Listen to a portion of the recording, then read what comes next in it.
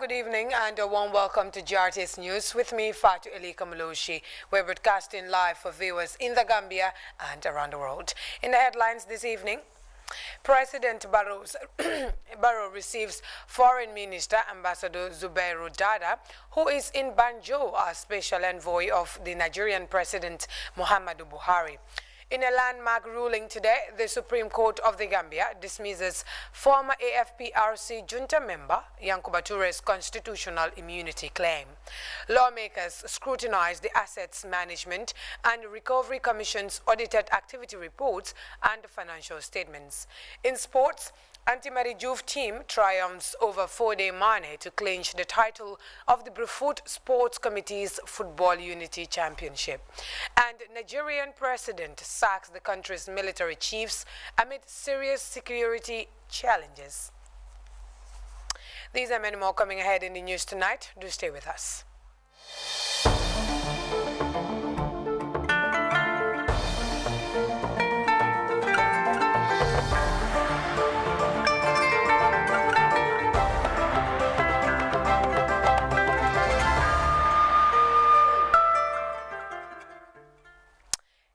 Welcome to the news with me, Fatu Elika Maloshi. Now we begin with the presidency.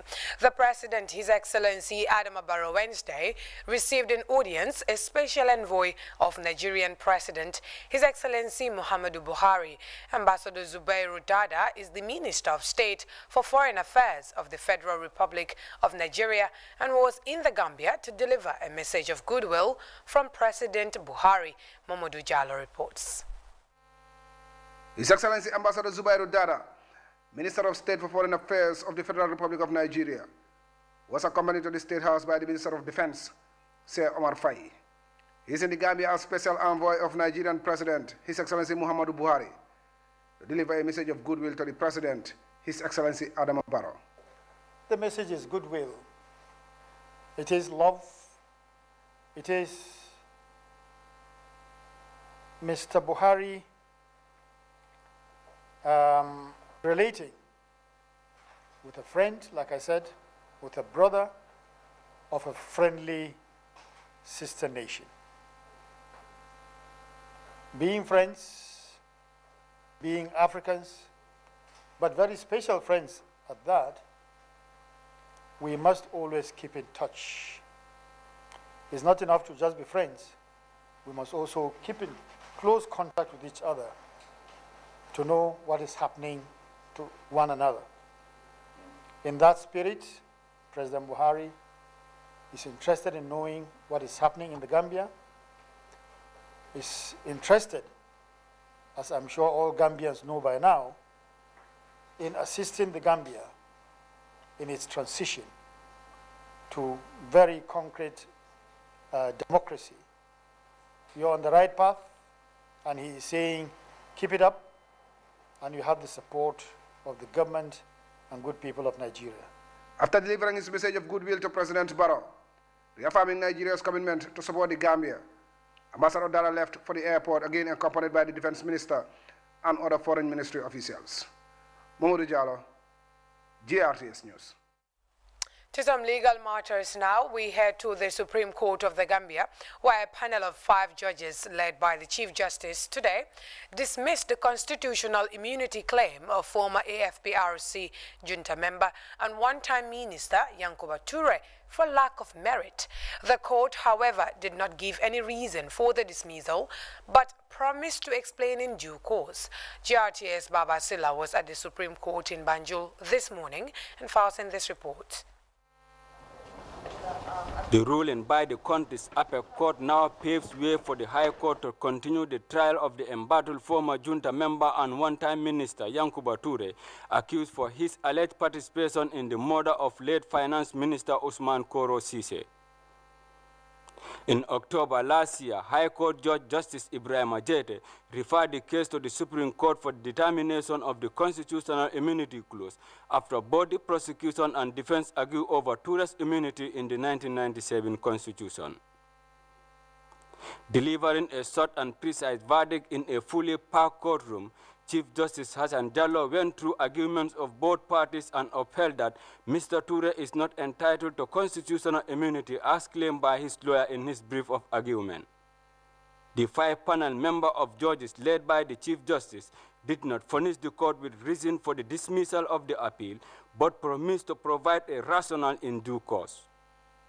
Mr. Toure has been facing criminal charge of murder since June 2019, following his appearance and refusal to testify before the Truth Commission to explain the mysterious circumstance surrounding the death of his late cabinet colleague Usman Koro Sise, who prosecutors say was killed at Toure's residence at Kololi in June 1995. Several junta members were alleged to have participated in the murder, including Edward Singate and Peter Singate, but Toure is now facing criminal charge he frequently denies since the commencement of the trial alone. So far, during the main trial, the prosecution presented 9 witnesses before declaring the closure of their case, while the defense called 3 witnesses, including Mr. Toure himself. If found guilty, Mr. Toure will be sentenced to death or life imprisonment, and since his arrest in June 2019, he has been detained at the State Central Prison at Mile 2. For GRTS News, I am Baba Silla.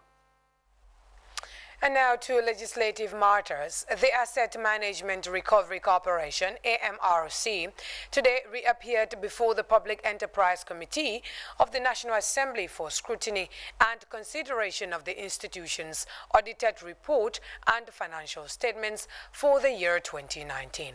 Aissatou Jata Gassama was at the legislative chambers in Banjul and gives us the details.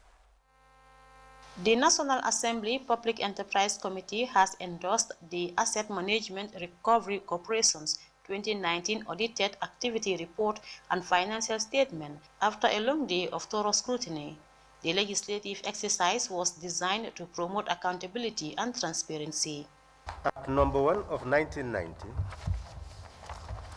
the Public Enterprise Act, was enacted to enable the establishment of public enterprises, regulate their powers and duties in order to promote performance in respect of government's commercial activities. Talking about their success stories during the year under review, Honorable Halifa Sallah, the chairman of the Public Enterprise Committee of the National Assembly, said he is pleased that the Asset Management Recovery Corporation has done immensely well in loan recovery. We are informed by the corporation that the corporation, since its establishment in 1992, has recovered about 80% of the entire Gambia Commercial and Development Bank loan. So essentially, what is left is 20%. And what has been recovered is 266 million. This success story of the corporation and others as they strive to fulfill the mandate of dealing in Gambian land sales tenders for repossessed plots, houses, commercial buildings and other assets on behalf of the government also pleased the NAMS. Despite the successes, the corporation is also facing some challenges the NAMS and external auditors said need fixing for its viability. As of now, the amounts are recoverable, although within certain challenges. And for this particular year under review, nothing has been received from that loan. But that doesn't mean that in the past or in the future, something cannot be received. That is a possibility. All these loans are problematic, but among them, the development loan is more problematic than all of them. Because these are machineries. Some of them, like the commercial loans, can be plant and land and something like that. That can live longer. But you are talking about fishing boats. You are talking about tractors. You know, probably before even the GCDB, before it even, wind down, some of these equipments are no more available to fall onto. but the good work of the corporation during the year 2019 led to the adoption of its audited activity report and financial statement by the NAMS. Aissatou Jata Gassama, GRTS. Still with the Assembly, different institutions including the National Nutrition Agency, NANA, National Disaster Management Agency, NDMA, and the Edward Francis Small Teaching Hospital on Tuesday presented their audited activity reports and financial statements for the year 2015 to 2019. Kejetu Juara has more. Parliamentary proceedings began with a question and answer session with officials of the Bansang Hospital and National Nutrition Agency responding to issues raised by the deputies. The Chief Executive Officer Bansang Hospital, Baba Jeng, and Director of Finance at Nana, Lamin Jai, respectively, outlined the organization's mandate, among them training and capacity building for staff as well as resource mobilization for their respective institutions. We always want to come and present because it would be a platform where we can also share our concerns with the Health Select Committee. So I think for Bansang, they audited 2018, we are waiting for the final report. So they have written to us and we have responded with some concerns. The chairman of the National Assembly Health Committee, Honorable Usman Silla, recognized the partnership efforts by the various institutions in the interest of national development. Honorable Silla urged government institutions to continue working together for the betterment of the country. We'll be supporting for more subvention for your institutions. This committee can do that. We can struggle, even engage in fist fights, so to speak, just to ensure that you've got what you're supposed to get. But we would want you to also give back, and the giving back is for you to be complying with these constitutional requirements. Accountability. The National Assembly member for Fonyi Kansala, Musa Amul Nyasi, reiterated their continued advocating for the rights of institutions while advising its officials to comply with the lawmakers. We want to do advocacy in the right direction. When we advocate at plenary, we have our colleagues who listen to us. And the only way we can also give support is by ensuring that institutions under our purview are accountable to the public. At the end of the session, officials were availed the opportunity to present their 2019 audited report and financial statement. Sittings continues. Reporting for GRTS News, I am Khadija Tujuwara. Moving on, the Banjul City Council, in collaboration with the Gambia Horse and Donkey Trust, is embarking on a free neutering and rabies vaccination clinic for dogs at Crab Island in Banjul. The exercise, as Khadija Tujalo reports, is part of efforts to eradicate rabies in the country.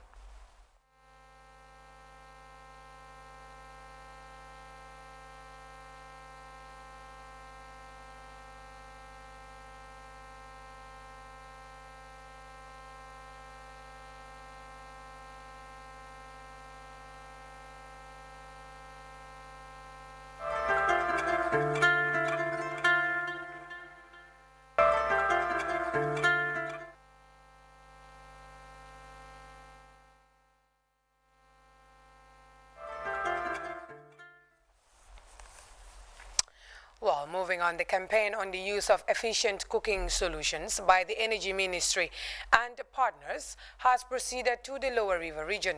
The promotion of the cook stoves aims at reducing the dependency rate on the woodland, as most of the Gambia's forest cover is located upcountry, and its misuse and degradation is most prevalent in such areas. Ibrahim Cham is on the campaign trail and files in this report. The people of Jar Soma have welcomed the campaign on the use of efficient cook stoves with open arms. The region, which produces the highest rate of charcoal in the country, came out in their numbers to be part of the Furno Jambar and LPG gas bottle giveaway by the Energy Ministry and UNIDO. The Ministry of Petroleum and Energy is strategizing 100% access to improved cook stoves and clean gas by 2030, thereby boosting its production to reduce the price. We try to promote business development in the area where we look at the producers of cook stoves. We help them financial support through UNIDO Jeff project, and so that they can have the capacity to produce these cook stoves in an efficient manner and at a reduced cost, that it is affordable to our people. The host for the campaigners is the governor of Lower River Region, Rohi John Manjang, who believes that since an alternative for charcoal isn't available, minimizing the dependency and the use of the woodland is a step in the right direction. And these are energy saving stoves. Of course, we will still use charcoal, we will still use firewood, but to a minimal number. And it's also going to compensate the health. We know that the charcoal or the firewood that we are using is not only affecting the forest, or even our own health. Because when you are using too much of firewood, the smoke that extracts from it is also of the same amount. So if you're using less of it, of course, we also are going to extract less of the smoke as well. And even the time. We've been told that this will save you much time in terms of cooking, because you're going to make sure that the pot or whatever you're using, the cooking material, is going to be directly under the stove, rather than allowing the wind to blow it everything. A significant amount of forests across the country have been handed over to their communities for its preservation and increase its efforts in planting trees after rigorous sensitization programs, making the Efficient Cook Stove campaign a complement to those efforts. We make several sensitizations. Many sensitization, because sensitization in this endeavor is very key to lessen our loggings, cutting our trees, bushfire one of them, and so on and so forth. But this will contribute, this stuff will contribute immensely to those efforts by minimizing the number of wood we are using, the number of charcoal we are using, and health-wise. A total of 200 women from LRR won a Furno Jambar or a Furno Nofly. Banyinga badame nyin kontano embalo benet katu nyinka lo usle aka kembo use ni lokala saba soto beta lokala yaba ni kembo portfolio soto beta lokala yaba nyingo de bi fanto se molu tentu ngejayi. Kerwan and the North Bank region will host a tour party on the 26th of January 2021. Reporting for GRTS News, I'm by Ibrahim Cham. Now, the Gambia Federation of the Disabled, through a Gambian philanthropist based in Germany on Monday, presented items to physically challenged individuals. The items include crutches, walking sticks, wheelchairs, among other valuables. Khadija Tujuara reports. The items were donated by a Gambian philanthropist based in Germany. The items include walking sticks, wheelchairs, and special shoes for the physically challenged people, among other things.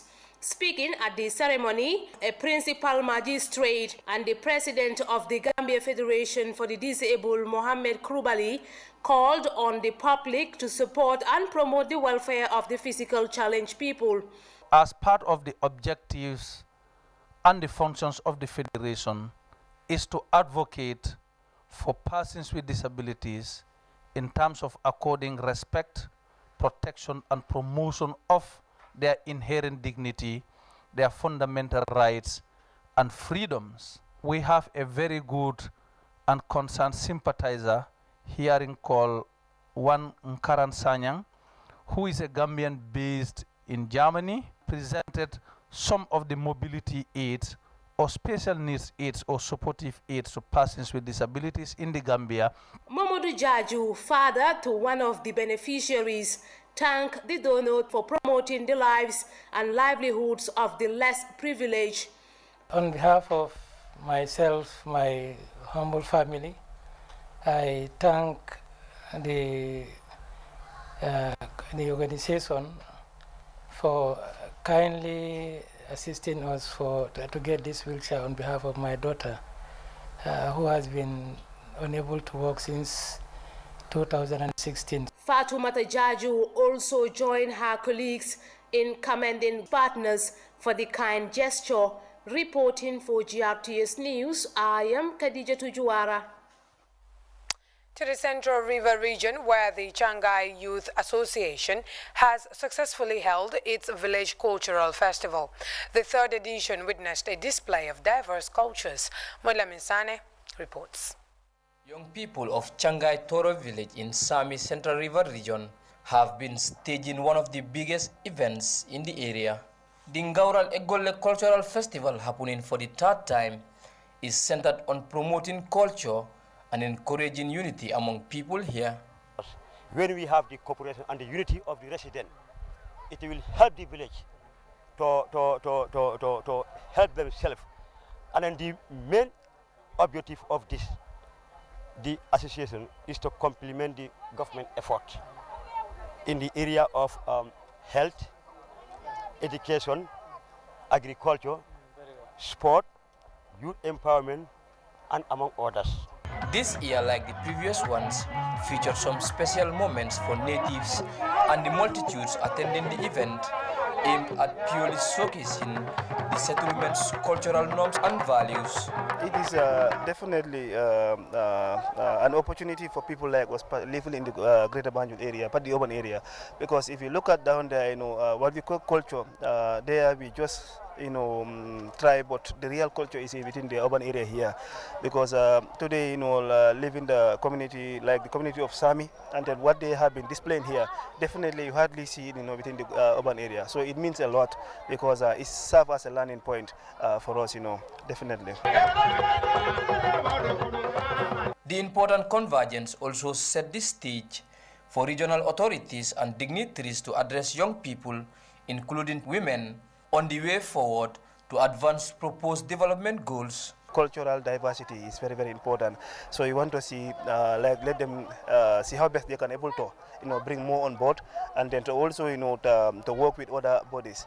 Because if you look at, they are doing well actually, but I think there is more to improve. Yeah, more to improve. The historic moment and celebration of culture also offered a rare opportunity for interaction and discussions around issues that collectively affect the community. Modulamin Saleh reporting for GRTS News from the Central River region. Now, this is GRTS News coming to you live from our studios on MDI Road. We'll take a short break. Sports News is up next. Do stay. Meet Mohamed Laxi, the winner of the Be a Star Sierra Leone. From a 19-year-old young boy living a normal life to a real superstar. Be famous and successful. Be a star of the Gambia. All you have to do is record a video of you singing your favorite song, not more than 2 minutes long. Send the video by WhatsApp to the following number, 2299944, using an AfriCell number. State your name and where you're from. Be a winner of a fully recorded album and $500,000. AfriCell Be a Star. Your road to success. Are you looking for a competent, trustworthy, and Sharia-compliant insurance services provider? West Africa Takaful is here to meet your needs. With a core staff of experienced and qualified executives who founded Takaful Gambia, Nigeria, and Zambia, West Africa Takaful is the name you can trust. We cover all non-life products of Takaful Insurance. Welcome to West Africa Takaful headquarters. We shall be the market leader in the provision of religiously compliant Takaful products and services in the Gambia and across the West Africa sub-region, inshallah. For more information, visit our office at number 10 Keraba Avenue or at number 10 Nelson Mandela Street, Banjul, or call the following numbers. Email us at info@westafricatakaful.com and visit our website on www.westafricatakaful.com. West Africa Takaful, ensuring with transparency and fairness.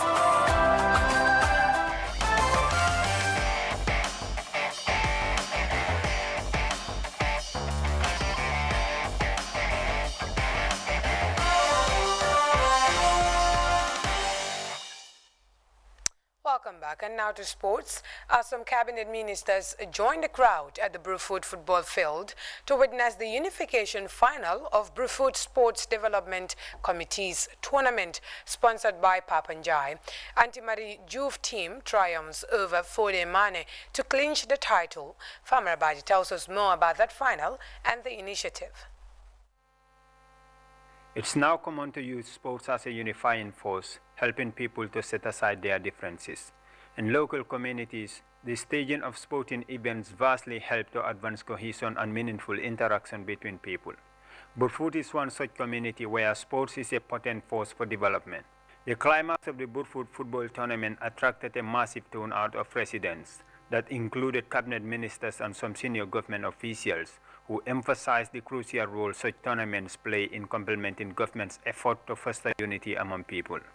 So if you see a community organizing an event like this, and the ultimate aim is to bring people together, our role will be to support them.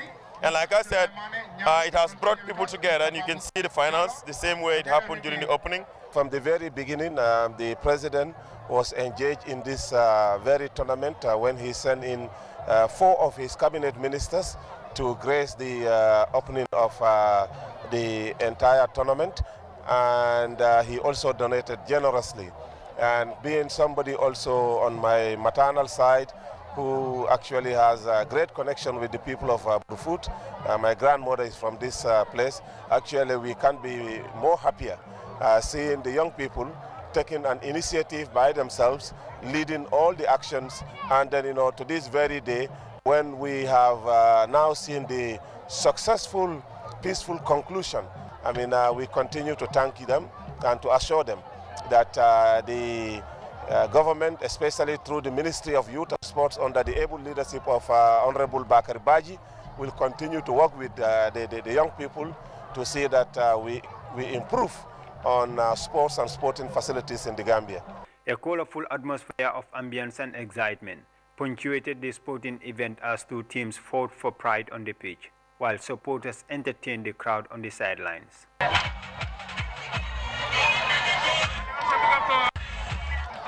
Team Marijouf scored 2 goals to scoop the prize at stake. The first came in the 18th minute when Sekou Touré skipped inside the opponent's defense and hit a powerful shot past the goalkeeper. The second and the ultimate winner came in the second half after a lovely build-up so Adama Seydi completed dashing attack with a beautiful finish to earn his side a 2-0 win over Team Fodemane.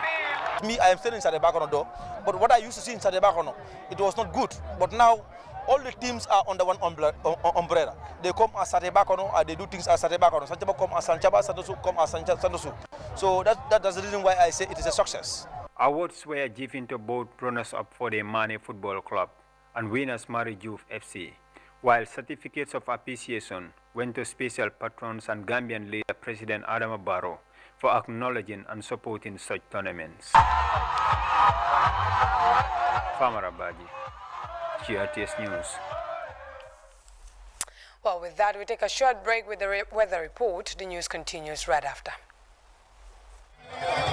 Following the registration of the National People's Party, NPP, in December 2019 as a political party in the Gambia, the general public is hereby informed and invited to the grand luncheon of the National People's Party, NPP, to be presided over by the Executive Council of the National People's Party under the leadership of the party's Secretary General and party leader, His Excellency President Adama Barrow, Commander-in-Chief of the Gambia Armed Forces and the President of the Republic of the Gambia. Date Saturday, 30th January 2021 at the Independence Stadium in Bakau at 2 p.m. All are invited to attend this historic event, the grand luncheon of the National People's Party, NPP, from Banjul to Koina, Bakau to Katong, Bara to Amdalai. Let no one be left behind. Seeing is believing. Saturday, 30th January 2021 at 2 p.m. Don't wait to be called. It's at the Independence Stadium, Bakau. NPP, the Party of Peace, Progress, Unity, Human Rights and Development. Welcome back to the news. We take a break again with the weather report and then look into some internationals.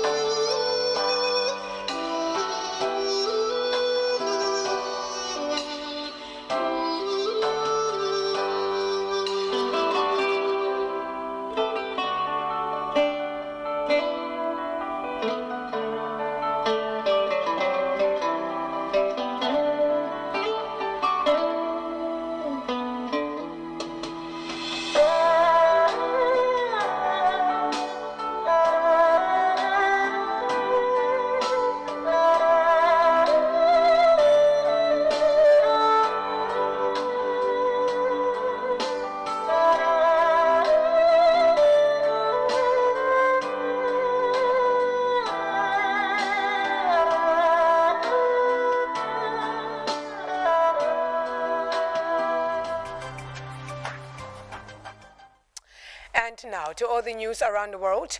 There are concerns that African countries could experience delays in receiving the COVID-19 shots on top of disruptions to vaccine production. The African Union has in fact accused richer nations of hoarding the vaccines.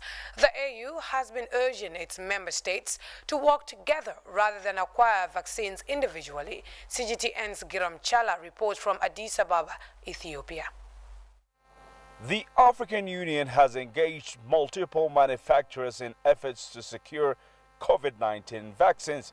Africa is already eyeing 270 million doses expected to come through an AU agreement. However, limited provision of vaccines, delays and hoarding could pose challenge to secure access. The Africa CDC says chance of acquiring vaccines will be much higher if AU member states can work together rather than strike individual deals. We've met with nearly all vaccine manufacturers and have dialogue with them, and some of them are ongoing, and we'll continue to engage with them and bring the results to you all. I think we really want to make a strong appeal to the continent that going alone will not help the individual cause for the country, but we need to do it collectively. So far, none of the Western vaccines have been administered in Africa. It's been almost 2 months since initial doses were rolled out in parts of Europe. Deliveries were not made to Africa, largely due to heavy demand from other parts of the world. The Africa CDC say, though challenging, herd immunity must be achieved as soon as possible. This would prevent COVID-19 from becoming a frequently occurring disease. We, as a continent of 1.2 billion people, have been saying that unless and until we strive to vaccinate at least 60% of our population, will definitely end up having COVID on the continent as an endemic disease again. And Africa has already enough endemic diseases that we don't need COVID to install and become disruptive and continue to challenge our health systems in the manner that other diseases have challenged that clearly. Through the AU's continental COVID-19 vaccine strategy, Africa is set to acquire at least 270 million doses. According to AU officials, the work of financing and the plan of equitable distribution is going well. The question many now ask is, how soon can the majority of African states start vaccinating their citizens? Group Tala CGTN, Addis Ababa, Ethiopia. Now to Nigeria, where the country's president, Muhammadu Buhari, has sacked the country's military chief, who he appointed upon assuming office in 2015. The move comes as the nation continues to deal with a range of insecurity challenges, from insurgency, kidnapping to armed robberies. CGTN's Phil Ihaza reports from the capital, Abuja. The presidency confirmed the replacement of the service chiefs through the special advisor on media and publicity, Femi Adesina. No reason was given for the sacking of the heads of the Army, Navy, Air Force and Chief of Defense Staff, but President Buhari thanked the outgoing service chiefs, adding that their achievements have been overwhelming, especially towards maintaining peace and tackling insecurity across the country. Adesina says President Muhammadu Buhari congratulates the new service chiefs and urges them to be loyal and dedicated in their discharge of their responsibilities. The new service chiefs are Major General Leo Irabo, appointed as Chief of Defense Staff, Major General I. Atahiru, appointed as Chief of Army Staff, Rear Admiral A.Z. Gambo, appointed as Chief of Naval Staff, and Air Vice Marshal I.O. Amao, appointed as Chief of Air Staff. Nigeria has been dealing with widespread insecurity, including more than 10 years of insurgency and rampant kidnappings. Since the president assumed office 5 years ago, this is the first time he's changing his heads of military despite pressure from security experts and critics.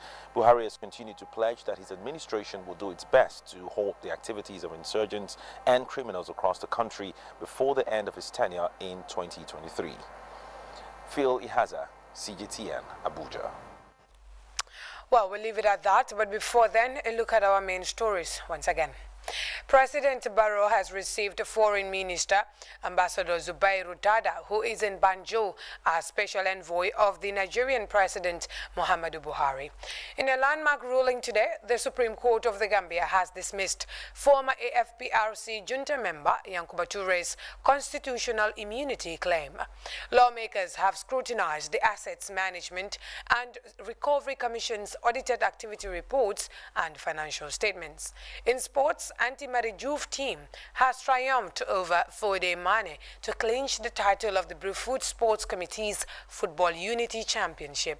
And Nigerian president has sacked the country's military chief amid serious security challenges. And that's it from us for now. Do stay tuned again at 2200 hours for another bulletin. Until then, I am Fatu Elika Mulushi and enjoy the rest of our programs. Bye for now.